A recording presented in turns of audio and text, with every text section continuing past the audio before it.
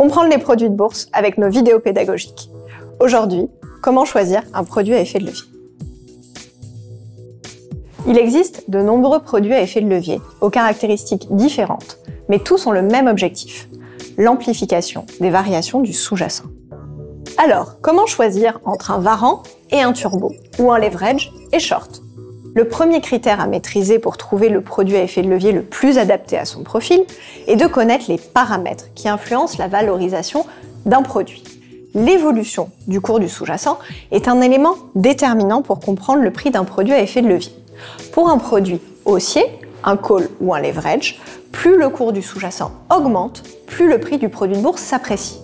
À l'inverse, plus le cours du sous-jacent baisse, plus le cours du produit de bourse haussier baisse.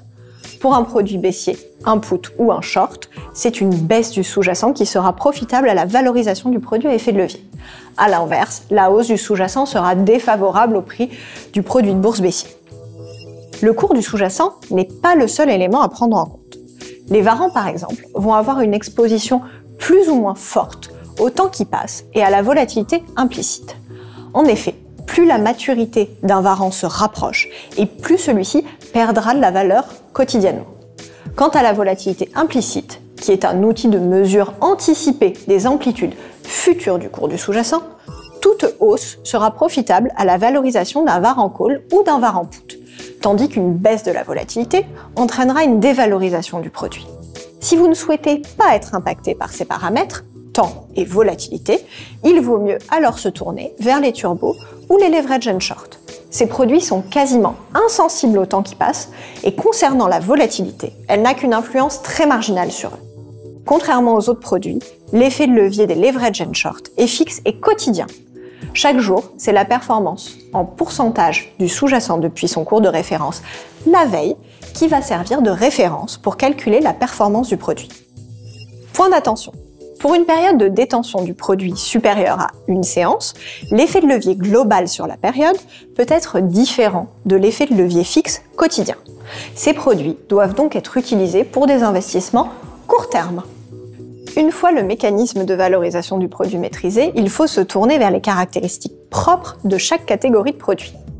Maturité, prix d'exercice et existence ou non d'une barrière désactivante notamment. Les varants ont toujours une maturité, un prix d'exercice fixe, mais jamais de barrière désactivante.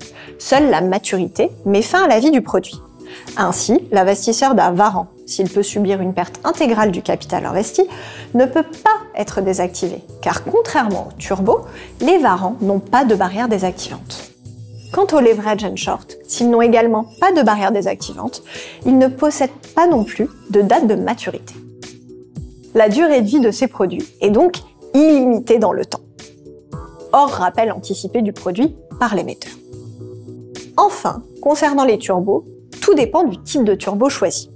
En effet, si tous possèdent une barrière désactivante, ils n'ont pas les mêmes caractéristiques.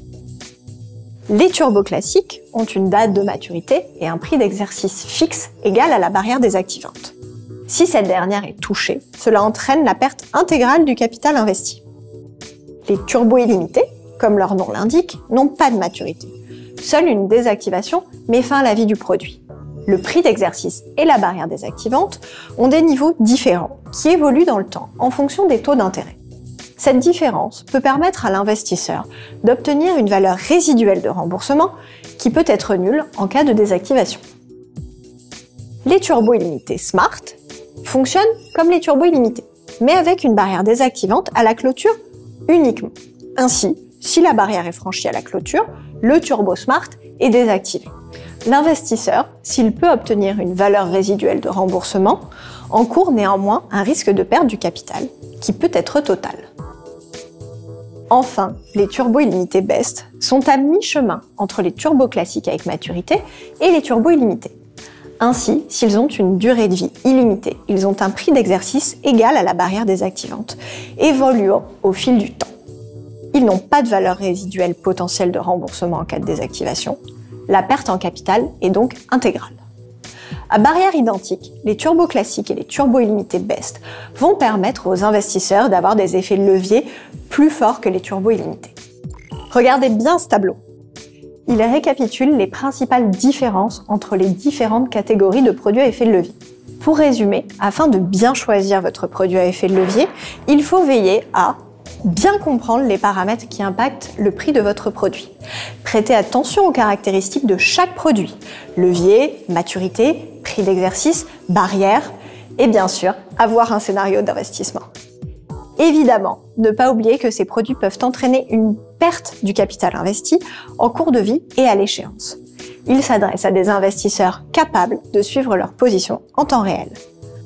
Pour plus d'informations sur ces produits, rendez-vous sur notre site sgbourse.fr ou au numéro vert 0800 40 30 30. Merci de votre attention.